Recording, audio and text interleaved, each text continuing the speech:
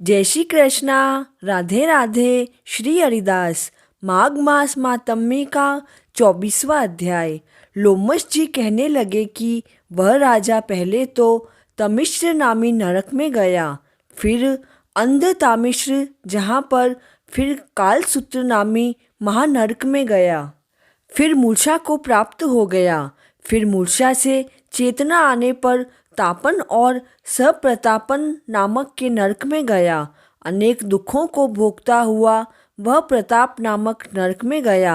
तब काकोल, कुडमल, पूर्त मृतिका, लोह शंकु, मृजिप आदि नरकों में होता हुआ असीपत्र वन में पहुँचाया गया। फिर लोहधारक आदि नरकों में गिराया गया। भगवान विष्णु के साथ द्वेष करने के कारण वह 21 युग तक भयंकर नरकों में यातनाएं भोगता रहा। फिर वह हिमालय पर्वत पर बड़ा भारी पिशाच हुआ।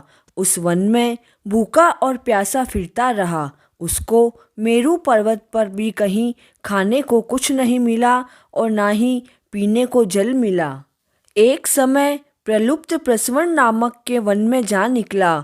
बहेड़े के वृक्ष के नीचे वह दुखी होकर हाय मैं मरा, हाय मैं मरा ऐसे जोर जोर से पुकारने लगा और कहने लगा, भूख से दुखी मेरे इस जन्म का कब अंत होगा। इस पाप रूपी समुद्र में डूबते हुए मुझे कौन सहारा देगा।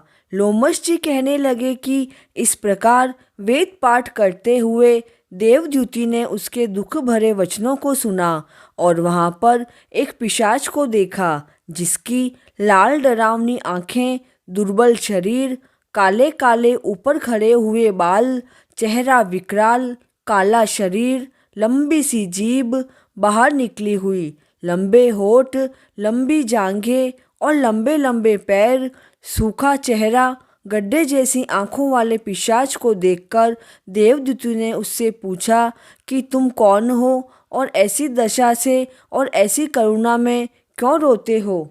तुम्हारी यह दशा कैसे हुई और तुम्हारा मैं क्या उपकार करूं।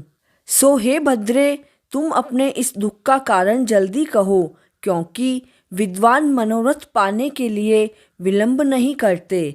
ऐसे वचन सुनकर प्रेत रोना बंद करके विनीत भाव से कहने लगा कि हे द्विज, किसी बड़े पुण्य से मुझे आपके दर्शन हुए हैं। बिना पुण्य के साधुओं की संगति नहीं होती है। और फिर उसने अपने पूर्व जन्म का वृत्तांत कहा कि भगवान विष्णु के द्वेष के कारण मेरी यह दशा है। जिस हरि का नाम यदि अंत समय में मनुष्य के मुख से निकल जाए तो मनुष्य विष्णु पद को प्राप्त होता है। जो सबका पालन करता है उसी से मैंने द्वेष किया। यह सब मेरे कर्मों का दोष है। उस भगवान के साथ मैंने द्वेष किया। जो कुछ पुण्य मैंने पूर्व जन्म में किए वह सब विष्णु के द्वेष रूप अग्नि में भस्म हो गए। यदि किसी प्रकार यह पाप नाश हो जाए तो मैं भगवान विष्णु के सिवाय किसी और देवता का पूजन नहीं करूँगा। विष्णु भगवान से द्वेष करके मैंने बहुत दिनों तक नरक यातना भोगी और अब पिशाच योनि में पड़ा हूँ। इस समय मैं किसी अच्छे कर्म के योग से आपके आश्रम में आया हूँ। आप कोई उपाय बताओ जिससे मेरी यह पिशाच योनि दूर हो, क्योंकि सज्जन पुरुष उपकार करने में देर नहीं करते। देवद्युति कहने लगे कि यह माया देवता, मनुष्य, असुर सबकी स्मृति को मोहित कर देती है, जिससे धर्म का नाश करने वाला द्वेष पैदा हो जाता है। जगत के उत्पन्न करने, रक्षा करने और नाश करने वाले जो सब प्राणियों की आत्मा है उनसे भी लोग द्वेष करते हैं। चारों वर्णों को वेदोक्त हरि का भजन करना ही उत्तम है, अन्यथा कुमार्ग में चलने वाले मनुष्य नरक के गामी होते हैं।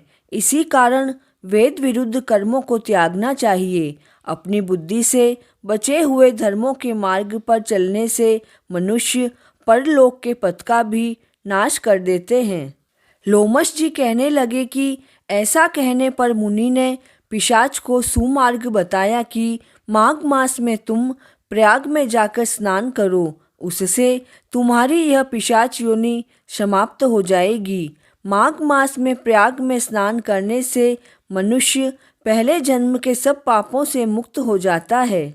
संसार में यह मोक्ष और स्वर्ग का खुला हुआ द्वार है। गंगा और यमुना का संगम त्रिवेणी संसार में सबसे उत्तम तीर्थ है। पाप रूपी बंधन को काटने के लिए यह कुल्हाड़ी है। कहाँ तो विष्णु सूर्य तेज गंगा यमुना का संगम, और कहाँ यह तुच्छ पाप रूपिणी तृण की आहुति। जैसे घने अंधकार में को दूर करने वाला शरद का चंद्रमा चमकता है, उसी तरह संगम के स्नान से मनुष्य पवित्र हो जाता है।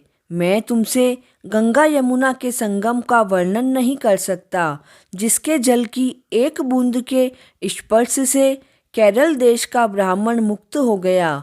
ऋषि के ऐसे वचन सुनकर प्रेत के मन में अत्यंत शांति उत्पन्न हो गई, मानो सब दुखों से छूट गया हो। प्रसन्नता से उसने विनयपूर्वक ऋषि से पूछा। 24वां अध्याय पूर्ण हुआ। जय श्री कृष्ण।